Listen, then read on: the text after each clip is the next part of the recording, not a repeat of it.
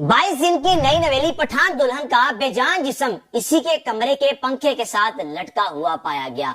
अब शौहर ने कॉल करके अपनी बीवी के माँ बाप को बताया कि आपकी बेटी ने खुदकुशी कर ली है। साथ ही साथ पुलिस को इन्फॉर्म किया कि मेरी बेगम आयशा ने अपनी जान खुद ही ले ली है। अब पुलिस जब घर पहुंची, इस मामले की इन्वेस्टिगेशन की गई तो यकीन जानिए जो हकाइक सामने आए आप भी सुनकर हैरान परेशान हो जाएंगे। अब आयशा और जमील की शादी किस तरह हुई, किस तरह इन दोनों की मोहब्बत शुरू हुई और किस तरह बाद में शादी हुई और शादी के अचानक 22 दिन बाद आखिर आयशा ने अपनी जान क्यों ले ली। जनाब अली जमील जो कि बैंक में जॉब करता था, मुलाजिम था। अब आयशा का एक दिन जाना बैंक में हुआ जिस बैंक में जमील जॉब करता था। अब किसी काम के सिलसिले में या बैंक का कोई ऐसा काम था जिस काम में आयशा को रुकावट पेश आ रही थी और जमील की मदद हासिल की। जमील ने साथ ही अपना नंबर भी दे दिया कि दोबारा अगर आपको किसी भी किस्म का कोई मसला मसाइल हो तो आप मेरे साथ राब्ता कर सकती हैं, आपको बैंक आने की जरूरत नहीं पड़ेगी, यही बैठे मैं आपका मसला हल करवा दूंगा। अब आयशा की जिंदगी तो मजीद आसान हो गई कि अगर कभी बैंक का मसला आया भी तो जमील मेरा मसला हल कर देगा। दोनों ने एक दूसरे का नंबर लिया, नंबर सेव हो गए। बाद में व्हाट्सएप पर स्टेटस एक दूसरे के सीन करना करते करते इन दोनों की बातचीत शुरू हो गई। पहले बैंक के मसले के वाले से बात होती थी, लेकिन उसके बाद बातचीत कुछ इस तरह शुरू हुई कि इन दोनों को एक दूसरे से मोहब्बत हो गई। अब आयशा ने जमील से शादी का कहा कि आप मेरे साथ शादी कर लो, लेकिन जमील एक जानिब ये कहता रहा कि मेरे घर वाले शायद मेरी खाला की बेटी के साथ शादी करना चाहते हैं, मुश्किल है लेकिन मैं कोशिश करता हूँ, हम दोनों निकाह कर लेते हैं। अब जनाब तकरीबन 3 साल इन दोनों की दोस्ती रही। दोस्ती के 2 साल बाद इन दोनों ने निकाह कर लिया। जमील ने ये कहा कि मैं अभी निकाह कर रहा हूँ, घर वालों को नहीं बताऊंगा, तुम बेफिक्र हो जाओ। अभी तक घर वाले नहीं मानेंगे लेकिन मैं घर वालों को मना लूंगा और हम दोनों शादी कर लेंगे, यानी निकाह तो कर लिया, फिर उसके बाद हम रुखसती भी कर लेंगे। अब जनाब यारी जब निकाह को 1 साल गुजर गया तो आयशा ने बार बार जमील को कहना कि तुम रुखसती क्यों नहीं कर रहे, मैंने अपने घर बता दिया हुआ है, तुम अपने घर क्यों नहीं बताते, तुमने मेरे साथ निकाह किया हुआ है। मेरे माँ बाप मुझे बार बार कहते हैं कि जमील अपने घर वालों को क्यों नहीं लेकर आ रहा, आखिर जमील को मसला है क्या। बेशक निकाह भी हो गया लेकिन अभी तक जमील तुम्हें एक्सेप्ट क्यों नहीं कर रहा। अब जनाब अली वक्त कुछ ऐसा भी आया कि अचानक से जब आयशा को जमील की हकीकत पता चली कि जमील जिस खाला की बेटी का जिक्र करता था ऑलरेडी उस खाला की बेटी के साथ इसकी शादी हो चुकी है कई साल पहले, जिसमें से इसकी एक बेटी और एक बेटा भी है। अब ये सुनने के बाद आयशा ने जब जमील से राब्ता किया तो जमील ने माफी मांगनी शुरू कर दी, मिन्नत समाजत करता रहा कि तुम बेफिक्र हो जाओ, माफिया मांगनी शुरू कर दी कि बेफिक्र हो जाओ, मैं पहली बीवी को तलाक दे दूंगा, मैं सिर्फ तुम्हें ही रखूंगा। अब आयशा को दोबारा से जमील ने ट्रक की बत्ती के पीछे लगा दिया।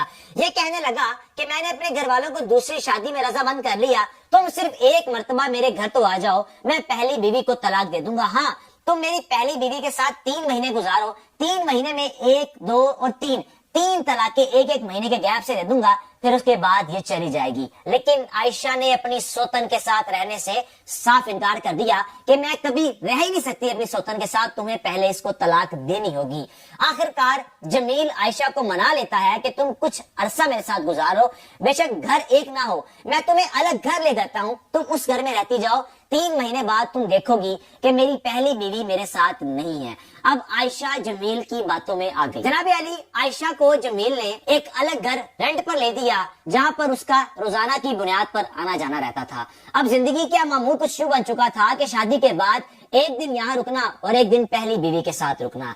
अब अचानक से शादी के 22 दिन बाद किस तरह आयशा ने अपनी जान ले ली, या आयशा के साथ ऐसा क्या हुआ कि आयशा पंखे के साथ लटक गई। लेकिन पुलिस ने जब इस केस की मुकम्मल इन्वेस्टिगेशन की, पुलिस ने जब आयशा का बेजान जिस्म पकड़ा, अपनी इन्वेस्टिगेशन मुकम्मल करने के बाद पुलिस ने बताया कि अगर कोई अपनी जान खुद लेता है तो उसका तरीकाकार कुछ और होता है, या अगर कोई जान खुद ले रहा है तो पंखे के पर लटके होते, या पंखे को भी थोड़ा बहुत नुकसान पहुंचा होता, या पंखा एक साइड से कुछ झोल खा रहा होता, ऐसा कुछ भी नहीं था।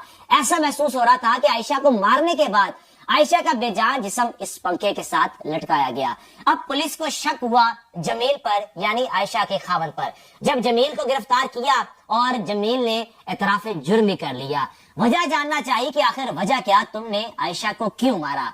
कहने लगा कि आयशा ने मुझे इतना तंग कर दिया था कि मेरी ये बर्दाश्त खत्म हो चुकी थी, मैं क्या करता। आयशा मुझे तंग करती रहती थी कि पहली बीवी को तलाक दो, क्योंकि आयशा को ये बात पता चल चुकी थी कि जमील पहली बीवी को तलाक कभी भी नहीं दे रहा। जो 1 तलाक या 2 तलाक का जिक्र करता रहता है, ایسا کچھ بھی نہیں ہے، بلکہ پہلی بیوی کے ساتھ جمیل ہنسی خوشی زندگی گزار رہا تھا۔ اب جناب عائشہ تو دنیا سے چلی گئی، جمیل نے اعتراف جرم بھی کر لیا، لیکن نقصان کن کا ہوا؟ پہلی بیوی کا اور 2 بچوں کا جو جمیل کے پہلی بیوی میں سے ہیں۔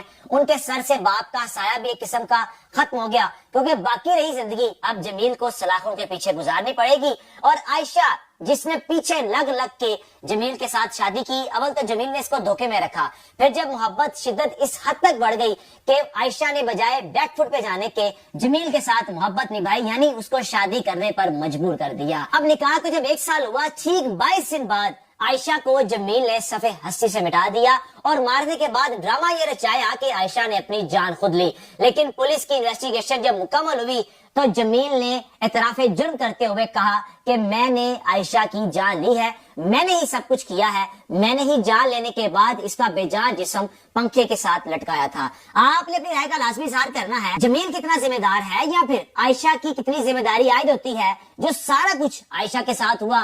اور پہلی بیوی جس کو اس بات کا پتہ ہی نہیں تھا، یا اس کا کیا قصور تھا کہ جمیل نے ایک دوسرا چکر چلانے کے بعد شادی کر لی اور نقصان 2 بچوں کا بھی ہوا جو اپنے باپ کو مل نہیں سکتے۔ ہاں، ملاقات کرنی ہوگی تو حوالات میں جانا پڑے گا، چند لمحوں کے لیے ملاقات ہوگی، دوبارہ بچے واپس آ جائیں گے۔ اس لیے جب آپ کی ایک شادی ہو جائے تو نصیحت پکڑے، اگر دوسری شادی کرنا چاہ رہے ہیں تو بجائے اس کے کہ آپ اس عورت سے جھوٹ بولیں جس کے ساتھ آپ شادی کرنا چاہ رہے ہیں، یا پہلی عورت کے ساتھ جھوٹ بولیں کہ میں دوسری شادی کرنا چاہ رہا ہوں، اگر تو سچ پر بات کرتے رہیں گے یا بات کھل کر بتاتے رہیں گے تو آپ کے لیے مسئلے مسائل پیش نہیں آئیں گے۔ اور ہاں، اگر آپ چھپائیں گے تو آپ کے ساتھ بھی وہی ہوگا، یا تو مرد مار دے گا یا پھر عورت مار دے گی۔ لیکن اس کہانی میں جمیل نے عائشہ کو مارنے کے بعد ڈرامہ یہ رچایا کہ عائشہ نے اپنی جان خود لی ہے۔ اپنی رائے کا لازمی اظہار کیجیے گا۔ میزبان کو اجازت دیجیے، اللہ حافظ۔